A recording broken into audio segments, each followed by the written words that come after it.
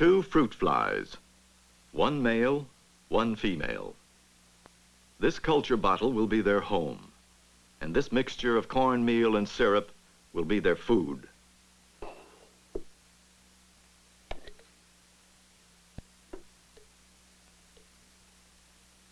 The growth of the population of fruit flies in the bottle will be plotted on a graph. The x-axis will represent time in days. The y-axis will represent the number of flies in the culture bottle. On day 1, the fruit fly population in the culture jar is 2. On the 5th day, the first census is taken. There are still only 2 flies in the bottle.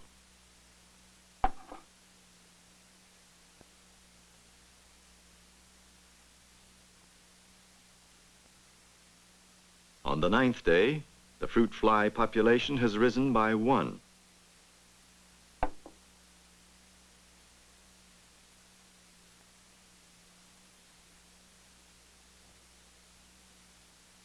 Another census is taken on the 12th day.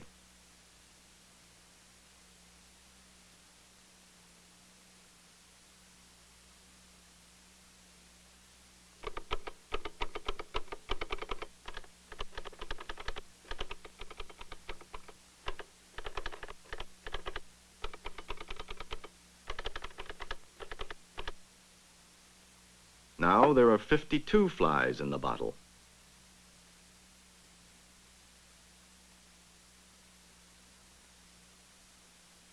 On the 16th day, the fruit fly population has reached 146. A census taken on the 18th day reveals that the fruit fly population has dropped by 7 flies. There are 139 flies now.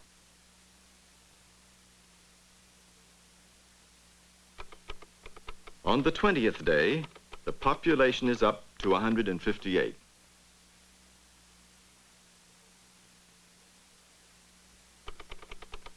Two days later, the population has dropped to 135 flies. On the 25th day, the population has dropped to 43 flies. By the 30th day, there are no live flies in the bottle. As the food supply and the environment became contaminated, the population of fruit flies at first leveled off in a state of equilibrium. Finally, the fruit flies died, all of them. Now the experiment will be repeated. But this time, the fruit fly's world will be 4 times bigger than before.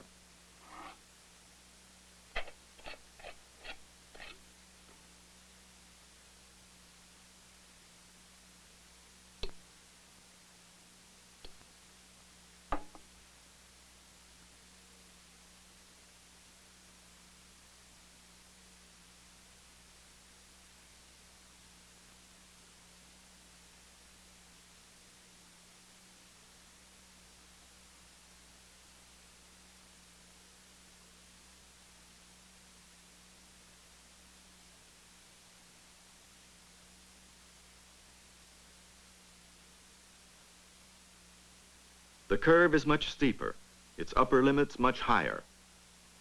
But again, the population reaches a state of equilibrium and finally dies out. It seems clear that these populations had natural limits and that these limits were set by the environment in which the population was expanding.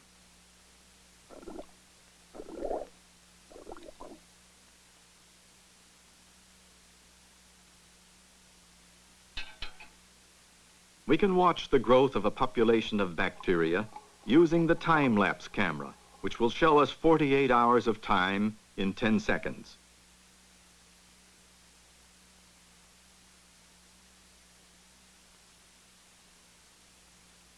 The growth curve looks like this.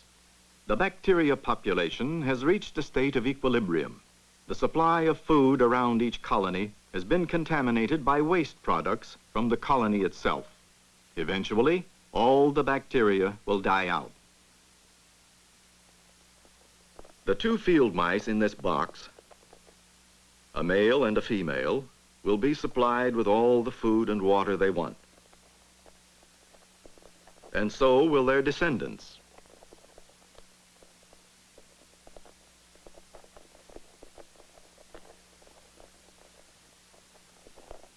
Despite the unlimited food supply, the population reaches a state of equilibrium. If the size of the environment is increased and the food supply remains unlimited, the population rises. But again, the population reaches a state of equilibrium.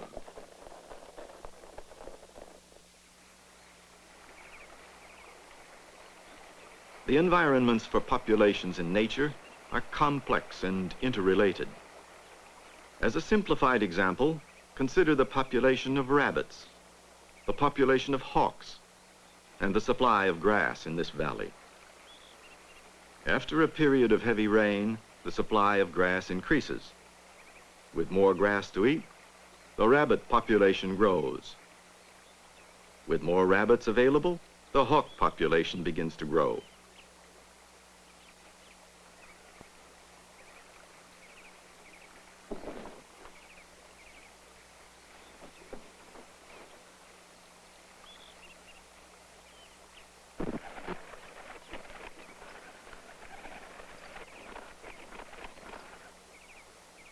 As the rabbit population continues to grow, the supply of grass begins to go down. As the population of hawks increases, the rabbit population declines. The decreasing grass supply also lowers the rabbit population. And so it goes. As the rabbit population goes down, there is less food for the hawks, and the hawk population is reduced. Now, with fewer rabbits to eat grass, the supply of grass goes up. The increased grass supply can support more rabbits, and the increased rabbit supply leads to an increase in the hawk population, and the cycle repeats itself. The combinations of factors which affect population growth in nature are limitless, and their interrelations are very complex. The supply of food, the presence or absence of natural enemies, the degree of crowding, disease, pollution of air or water, sufficient rainfall or the lack of it, competition between species. All these things and many more can act as limits to population growth. The members of this tribe of Australian Aborigines are food gatherers. Their method of getting food is not very different from that of many other animals, and like other animals, they are very dependent on the environment in which they live. The population of this tribe is in a state of equilibrium. On the average, the number of births in a given period of time is equal to the number of deaths. The main environmental factor that limits the population growth of this tribe is the amount of food available for gathering within the area of tribal control.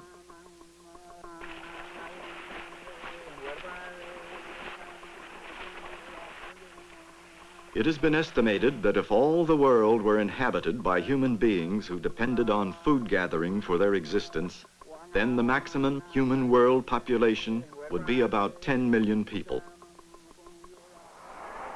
The present population of the world is more than 300 times that figure. The explanation is that man, better than any other animal, has learned to adapt and control his environment.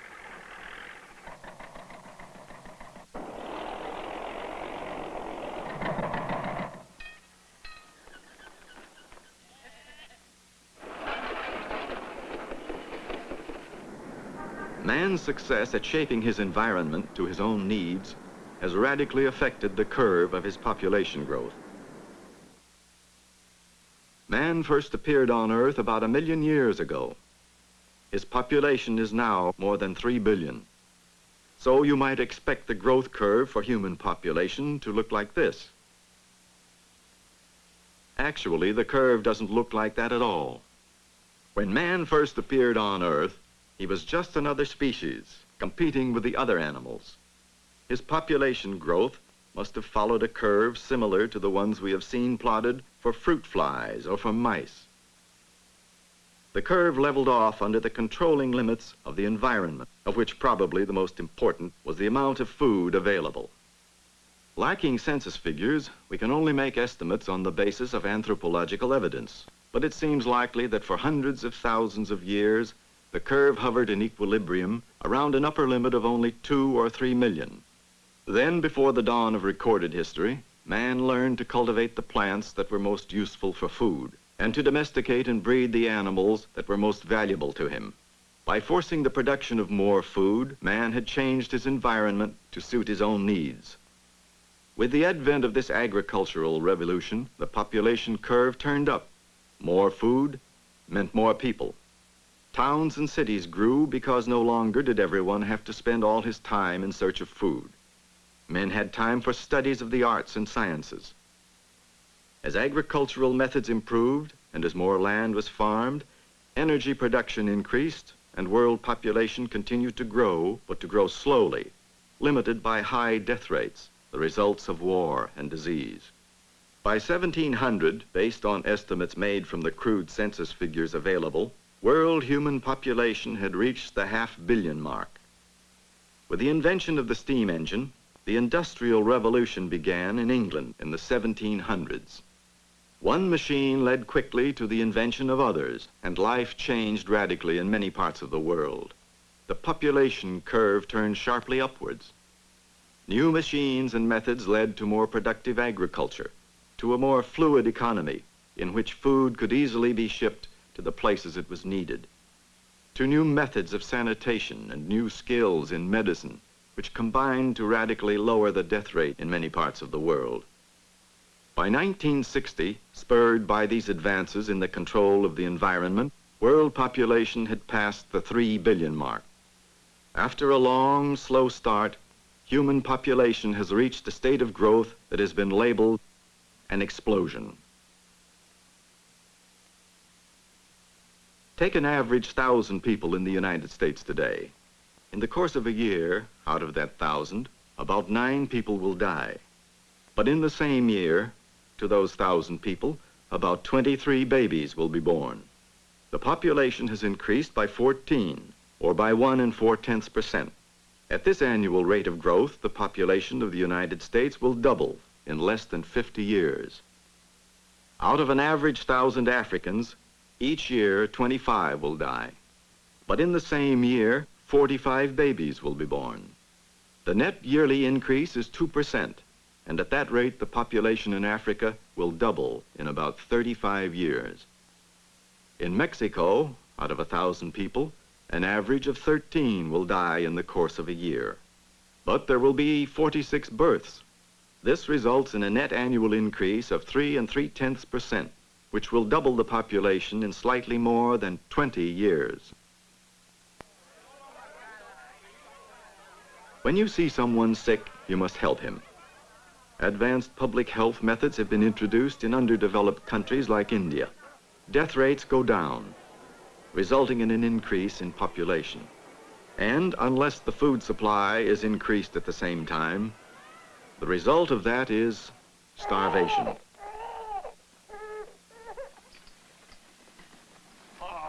In Mexico, United States help was given over a 20-year period to modernize agricultural techniques. The result was a remarkable 80% increase in food production.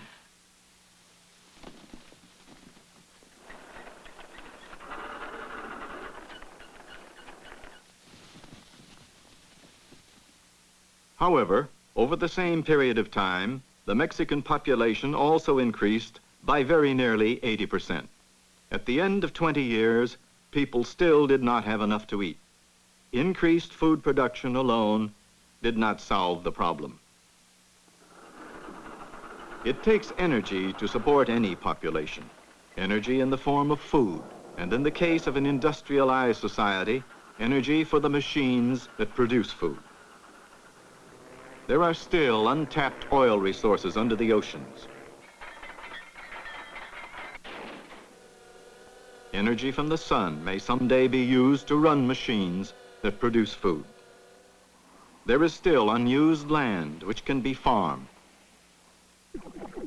And there are sources of food which have been utilized only experimentally, such as the collection and cultivation of algae from the sea. But the same scientific skills which preserve and lengthen human life also contribute to the population increase. No matter how fast science advances, population growth will always be ahead of it until the day comes when limiting factors of the environment, either natural or man-made, must cause the curve to turn.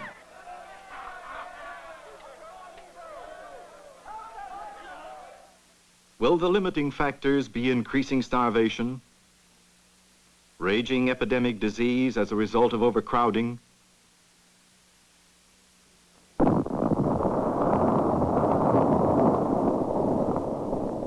or global wars caused by the pressure of too many people living in too little space?